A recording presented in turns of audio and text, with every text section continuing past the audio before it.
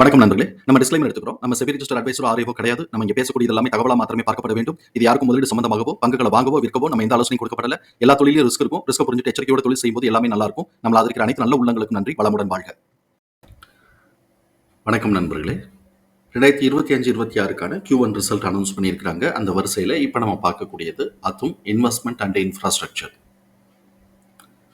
Subsequent குவார்ட்டருக்கும் சரி 2025-26க்கும் என்ன வாய்ப்பு இருக்குங்கிறதுக்கான ஒரு தேடுதல் முயற்சி.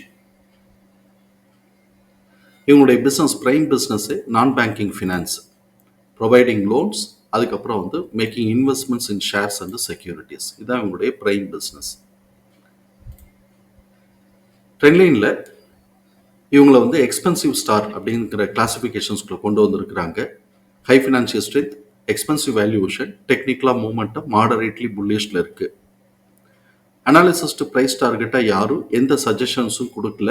நம்ம இந்த வீடியோ ரெக்கார்ட் பண்ணக்கூடிய தருணத்துல 3130 ட்ரேட் க்ளோஸ் ஆயிருக்கு.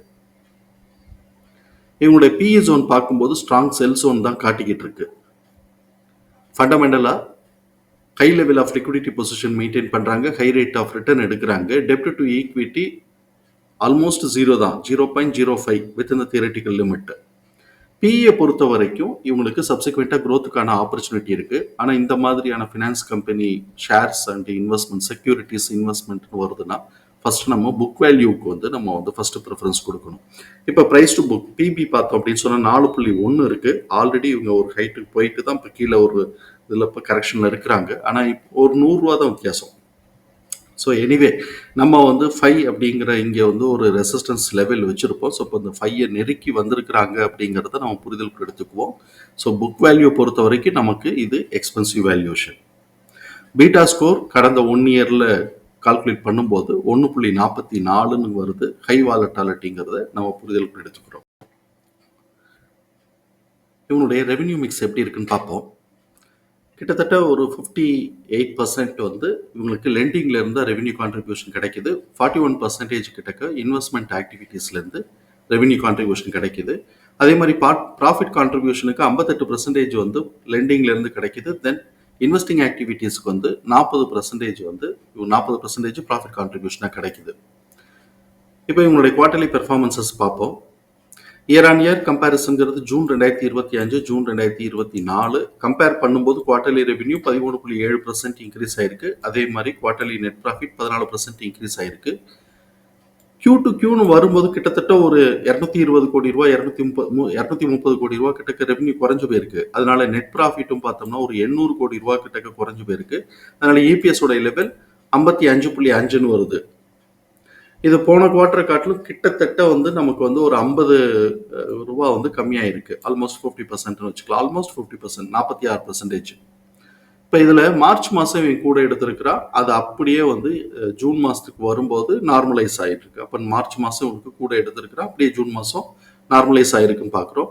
2024லயும் இது அப்படியே நடந்திருக்கு. தென் சப்சிக்வெண்டா இவனுக்கு 2023லயும் அதே மாதிரி நடந்திருக்கு. ஸோ மார்ச் மாதம் உனக்கு கூட எடுத்துட்டு அப்புறம் நார்மலைஸ் ஆகுது அப்படிங்கிறத நம்ம இந்த இடத்துல இவனுடைய பேட்டர்னா இருக்குங்கிறத புரிஞ்சுக்கலாம். 2023ல மாத்திரம் செப்டம்பர் மாதமே கூட எடுத்திருக்கிறான் அந்த டயத்தில். மற்றபடி பாக்கி எல்லா இடத்துலையும் இந்த பேட்டர்ன் ஃபாலோ ஆகுது.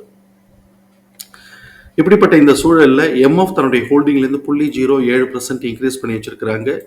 இன்ஸ்டிடியூஷன்ஸ் 0.59% இன்க்ரீஸ் பண்ணி வச்சிருக்காங்க. எஃப்ஐஎஸ் 0.53% இன்க்ரீஸ் பண்ணி வச்சிருக்காங்க.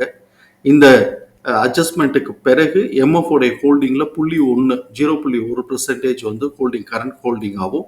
இன்ஸ்டிடியூஷன்ஸ்ல கரண்ட் ஹோல்டிங் 8.1 ஆகும். எஃப்ஐஎஸ் உடைய கரண்ட் ஹோல்டிங் 7.9 ஆகும் இருக்கு.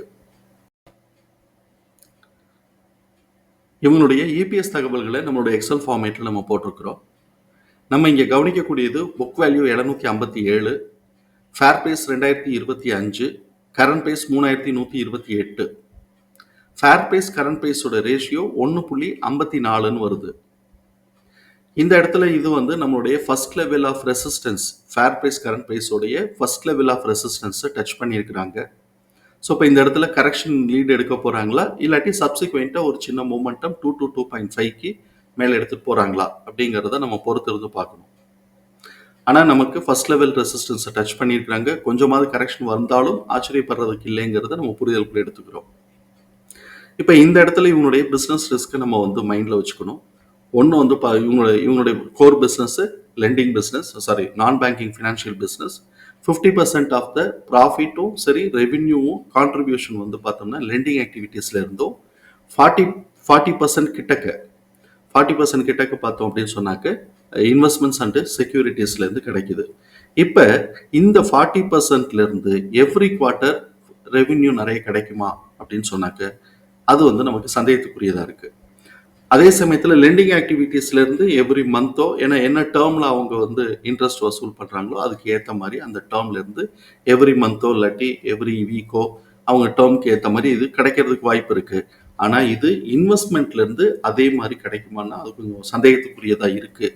அதனால தான் இவங்களுக்கு ஆனுவலைஸ்டாக வரும்போது நம்ம மார்ச் மாதம்லாம் பார்க்கும்போது மார்ச் மாதம்லாம் அவங்களுக்கு ரெவென்யூ வந்து கூட வர்றது, ப்ராஃபிட் கூட வர்றது இதெல்லாம் வந்து நடக்குது. பட் மிச்ச குவார்ட்டர்லாம் நார்மலைஸ் ஆகுதுங்கிறத நம்ம புரிதலுக்குள்ள எடுத்துக்கிறோம். அதனால இந்த இடத்துல இருந்து எவ்வளோ தூரத்துக்கு கரெக்ஷன் எடுக்க போகிறாங்க அப்படிங்கிறத நம்ம பார்க்கணும்.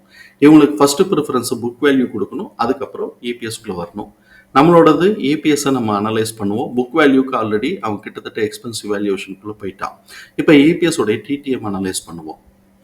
கரண்ட் இபிஎஸோட டிடிஎம் 240.7 இருக்கு. அது ஆவரேஜ் பண்ணும்போது 60.18. இதுதான் நெக்ஸ்ட் குவார்ட்டருக்கான ஆவரேஜ் எஸ்டிமேட்டட் இபிஎஸ். இது எக்ஸிட் ஆக போறதை காட்டிலும் கிட்டத்தட்ட ஒரு 11 ரூபா கிட்ட கூட தான் இருக்கு. அதனால ப்ரீவியஸ் குவார்ட்டருடைய லோவை கீழே கட் பண்ணுவானா அது சந்தேகத்துக்குரியது. அதே சமயத்தில் Q1 காட்டிலும் இது கூட தான் இருக்கு, ஆவரேஜ் வந்து கூட தான் இருக்கு. அதனால ப்ரீவியஸ் குவார்ட்டருடைய ஹைட்டை மேலே கட் பண்ணுவானா அப்படின்னு சொன்னா அதுக்கு வாய்ப்பு இருக்குன்னு நம்ம சொல்லலாம். இது நார்மலாக இருக்கக்கூடிய அனாலிசிஸ். ஆனால் நம்ம இங்கே வந்து புரிதலுக்குள்ள எடுத்துக்கக்கூடியது நம்ம ஏற்கனவே பேசின மாதிரி இவனுக்கு லெண்டிங் ஆக்டிவிட்டீஸ்லேருந்து நிறைய கான்ட்ரிபியூஷன்ஸ் வரும். இன்வெஸ்ட்மெண்ட் அண்ட் செக்யூரிட்டிஸ்னு வரும்போது மோஸ்ட்லி ஹாஃப் எலி ஆனுவல் அப்படின்னு சொல்லிட்டு அவனுடைய இன்கம் வருது அப்படின்னு சொன்னால் நெக்ஸ்ட் குவார்ட்டருக்கு நார்மலைஸ்டாக இருக்குது அப்படின்னு சொன்னாக்க இது வந்து இந்த ஃபிகர், அதாவது இந்த ஆவரேஜை வந்து அவன் ரீச் பண்ணுவானா அப்படிங்கிறது நமக்கு சந்தேகத்துக்குரியதாக இருக்குது. அதனால ப்ரீவியஸ் குவார்ட்டருடைய ஹைட்டை மேலே உடைப்பானா அப்படிங்கிறது நமக்கு சந்தேகத்துக்குரியதாக இருக்குங்கிறத நம்ம புரிதலுக்குள்ள எடுத்துக்கிறோம். நார்மல் ட்ரேடிங் பிஹேவியரில் இவனுடைய ப்ரைஸ் ரேஞ்சுங்கிறது 2879 4050 வரைக்கும் இருக்குது. 3375 நமக்கு மிட் பாயிண்டாக இருக்குது. மிட் பாயிண்ட்டுக்கு முன்னாடி 3232. இப்போ இந்த 3232 லெவலை தான் இவன் இப்போ டச் பண்ணியிருக்கிறான். சப்சிக்வெண்ட்டாக நார்மல் ட்ரேடிங் பிஹேவியரில் சப்சிக்வெண்ட்டாக போகிறான்னாக்கா 3375 நமக்கு வந்து ஒரு ஸ்ட்ராங் ரெசிஸ்டன்ஸ் இருக்குங்கிறதையும் நம்ம புரிதலுக்குள்ள எடுத்துக்கிறோம். எக்ஸ்போனன்ஷியல் ஃபார்முலாவில் நமக்கு கிடைச்சிருக்கக்கூடிய ப்ரைஸ் ரேஞ்சஸை நம்ம சார்ட்டில் வந்து மார்க் பண்ணியிருக்கிறோம். நமக்கு சார்ட்டில் வந்து கீழே S2 இருந்து பிபி வரைக்கும் நம்ம மார்க் பண்ணியிருக்கிறோம். கொஞ்சம் நெருக்கி தான் வந்திருக்கு. நம்ம பார்ப்போம். S2ங்கிறது 2372. S2 S1 உடைய மிட் பாயிண்ட்டுங்கிறது 2648. S1 2946 3160. அதுக்கப்புறம் பிபியோட ஜோனில் பிபியோட பாட்டம், அதோட லோ ப்ரைஸுங்கிறது 3265. பிபியோட பாட்டத்தில் ஹைங்கிறது 3494.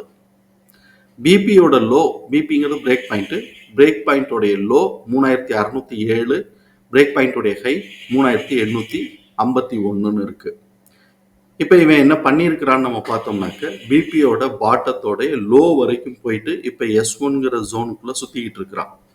நம்ம ஏற்கனவே நம்ம இங்கே பார்த்த மாதிரி ஆவரேஜ் இப்போ கூட இருக்கிறதுனால தான் இவன் பெரிய லெவலில் கரெக்ஷன் வராமல் இருக்கிறான். இப்போ அடுத்த குவார்ட்டருக்கு ஆவரேஜை காட்டிலும் கம்மியான ரிசல்ட் இவனுக்கு வந்துச்சு அப்படின்னு சொன்னாக்க கொஞ்சம் கரெக்ஷன் வர்றதுக்கான வாய்ப்புகள் இருக்குது. இல்லாட்டி இந்த ஆவரேஜை ஒட்டி இவன் எடுத்தான் அப்படின்னு சொன்னாக்க பிபி வரைக்கும் மேலே எடுத்துகிட்டு போனாலும் ஆச்சரியப்படுறதுக்கு இல்லைங்கிறது நம்மளுடைய பார்வை. தகவல் பயனுள்ளதாக இருக்கும் நம்புகிறோம். தகவல் பயனுள்ளதாக இருந்ததுன்னா சங்கருக்கு ரொம்ப சந்தோஷம். நம்மளை ஆதரிக்கிற அனைத்து நல்ல உள்ளங்களுக்கும் நன்றி. வளமுடன் வாழ்க. நன்றி நண்பர்களே.